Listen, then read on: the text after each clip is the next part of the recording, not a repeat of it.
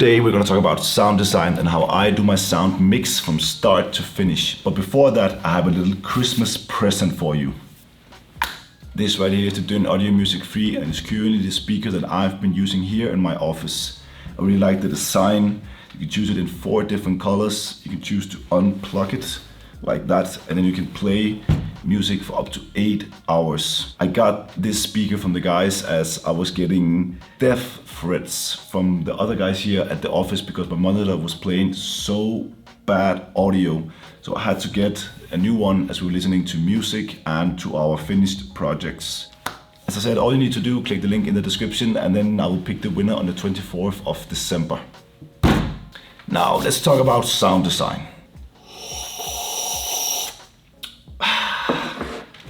Believe it or not, I have not done anything to my voice, and earlier today I actually tried to record the exact same video and it just went completely horrible.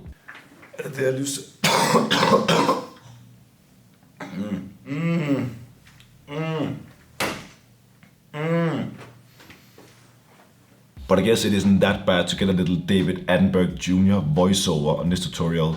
So let's just dive straight into it. First of all, when I do sound design, I open up my sound effects folder that I have right here on my desktop. I then go into sound effects or SFX, click that, and then I figure out what sounds I want to use for the sequence. And the one that we filmed was the 360 one that you saw in the intro. So what works with that? For this specific part, I actually mainly used the sound pack from my good friend Fabian. And he has a pack called Vital Ambience that you can find on Elixir. I'm gonna link it in the description. And in here, I saw he had a folder called FX Ambience. I then went into that. And then here I was listening through a couple of examples. So for example, we have this one right here.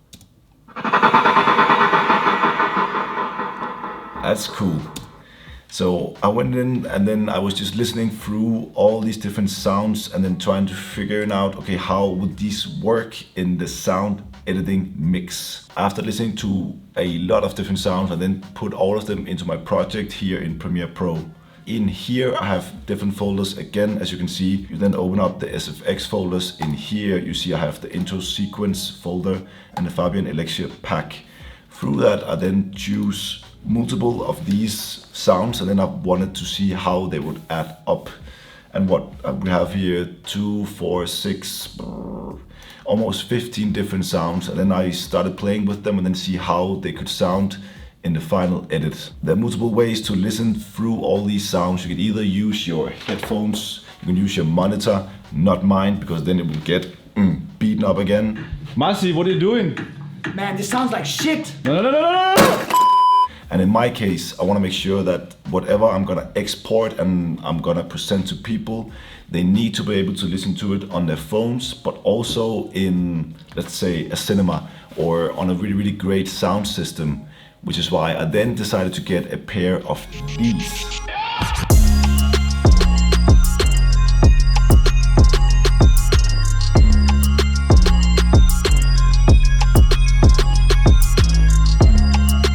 The Lud 5s, these 2 monitors are making it so much more fun to do sound design, as you can feel every single decibel of whatever you're gonna use in your edits. The bass, the whooshes, the ambience of trees, water, everything.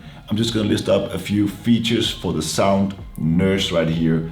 Check this out. Near field monitor with 5-inch woofer, bass extensions to extend or curtail the low end frequency response, sound balance to influence the overall response of the speaker, made in Denmark. These 2 are definitely gonna increase my production value. I then got a little stand right here so that they will tilt 45 degrees to then get the audio directly into my ears. Let's get back to the sound design. Obviously, it's not everyone who needs monitors like these, but in my case, I love to do sound design and to have speakers with such good audio that can just blast through you so you can hear the proper bass, and the whooshes is perfect for me, and it just makes it way more fun to do sound editing. Now, let's jump back into the project. The way I like to do my sound design is like this.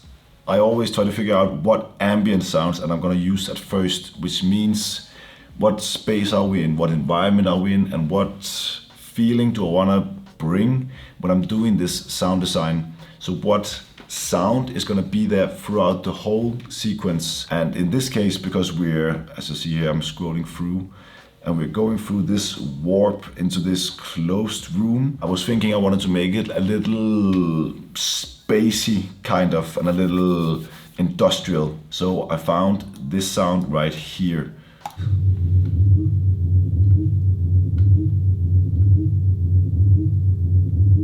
Here. So in that way, that sound is gonna go throughout the whole sequence to just set the tone.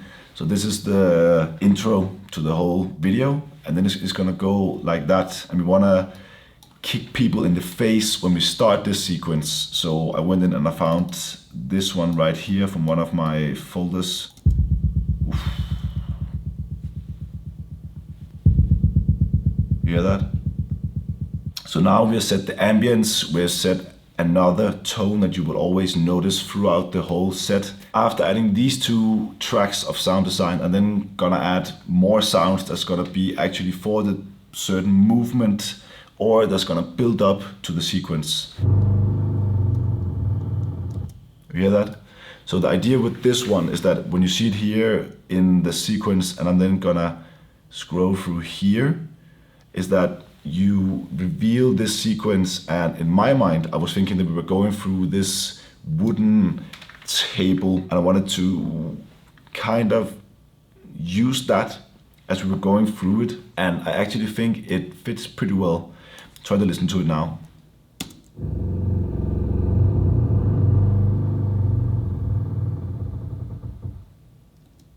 Huh? I think it works.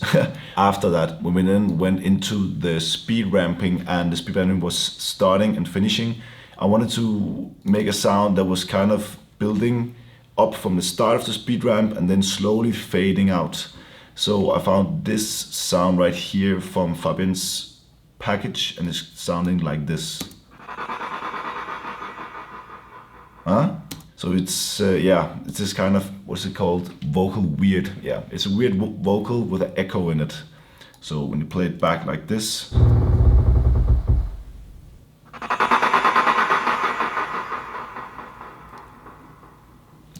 After that, we then move on to the 4th layer of the audio. And here we wanna hit you guys with a bang. So again, when the speed ramp is starting, then, okay, something is about to go down. And then I played this one right here. Check it out.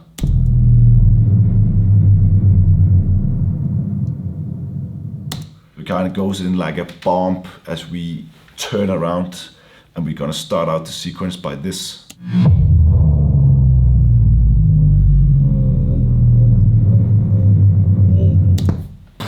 And it's just blasting you away, like you can just feel the bass going boom. I can almost say that sound with my actual voice right now. From that, we then went on once again, and we went on to the 5th layer. And here I wanted to create a build-up actually from the start of the sequence and then just until the speed ramping is starting out.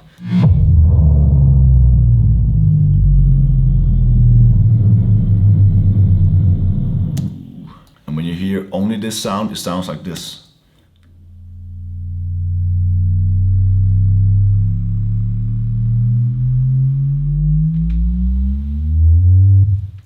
There's a little speed ramp here, you see that? Sounded like this. Once again. Yeah, when then the speed goes like this, it works like that. Perfect. So then before we add all these sounds together, I have one last sound that is gonna end off the sequence so that you're sitting back with a feeling of, it's gonna be a build up, and then it's gonna slowly fade away, and then you see me fooling around with this going, and it sounded like this.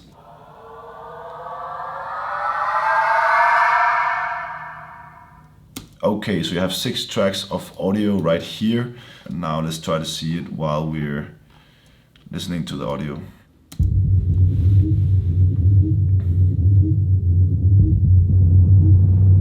And then the wood comes in like,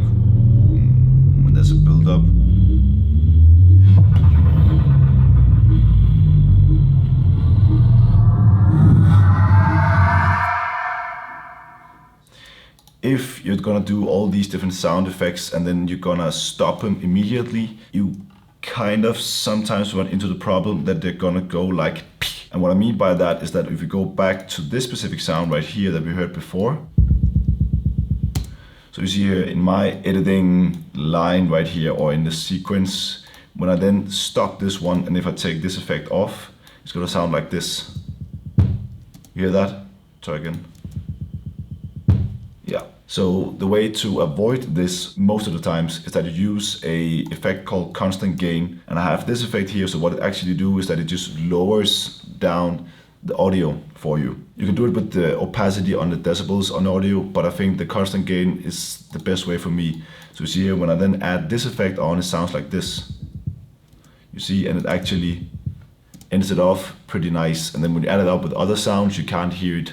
But if you turn it off again here, and you go, and you say, you hear that? Ugh, blah, it's horrible.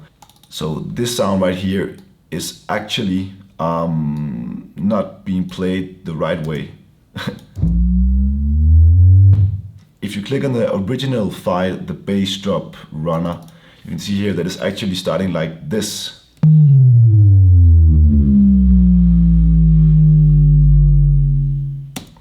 But because I wanted to get this effect right here,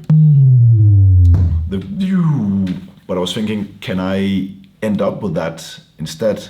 So what I then did is that I dragged this effect in here in the timeline. So what I then went in to do is that I pressed Ctrl R in the sequence. And here you can see you have the speed duration of this clip. And what I then did is that I reversed it. So I checked the reverse like that. And then in that way, I ended up with the part of the sound I wanted to have in the end instead of the beginning, because I wanted to lead up to the speed ramp. Also, another thing, because I wanted to drag out this sound even more, I went in again, press Ctrl R, and then from here you can see the speed is 62%. You can do this by just entering the number, or you can use the tool that I have here on my keyboard. On mine is Y, but the tool I'm then getting here is called the rate stretch tool, which you can do on both clips and also audio. So I can then, let's try to take in here, the bass drop run is right here. And then I can then go in and then I can drag the sound out and then I can make it longer than I wanted to. This also shifts the pitch on the sound so that it will become deeper or lighter. So you can see here before, if I just play the sound normally in normal speed and also not reversed.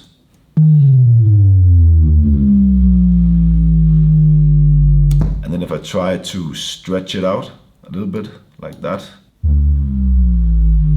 you hear that? The sound is getting lower and lower and lower. So I then went in and then I did a reverse on it and then I stretched it as well. And then we ended up with a sound like this. So it then builds up instead. And then throughout it builds tension.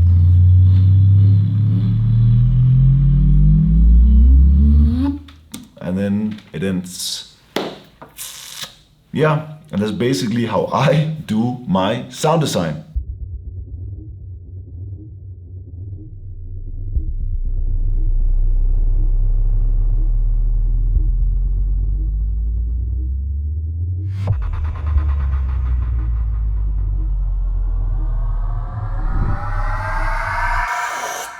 And then while your project is exporting, you can drink your coffee and then you can listen to it on some proper speakers. And in my case, getting a pair of these has just been, it's been really giving me the best feeling when I'm doing sound design, because I can feel the bass going in like boom when you're doing this. I think it's so much fun and I can definitely recommend it to anyone to spend more time on your sound design. Even if you're doing corporate work or if you're doing smaller tutorials, just adding those pop-up sounds, if you're showcasing icons, anything where you just need proper audio is highly recommended from my side. Get a good microphone, play with the different music tracks. You always appreciate when the sound mix is really, really good. When you see a film that has been filmed on an iPhone or a professional camera, in my opinion, story is always key. But if the audio is bad and it goes like, you're just gonna turn off immediately. Work on your sound design. Last but not least, make sure to go in and then click the link in the description to be able to... Come on! It's 10, who's... Just imagine it's the ambience in the background, okay? Make sure once again to click the link in the description to win the Dynaudio Music Free. I'm gonna choose a winner on the 24th of December as a little Christmas gift, either for you or your partner or somebody who just needs good audio in their studio, because else you might end up getting your equipment smashed. No. Thank you so much for watching. Make sure to like this video and subscribe. Jones out.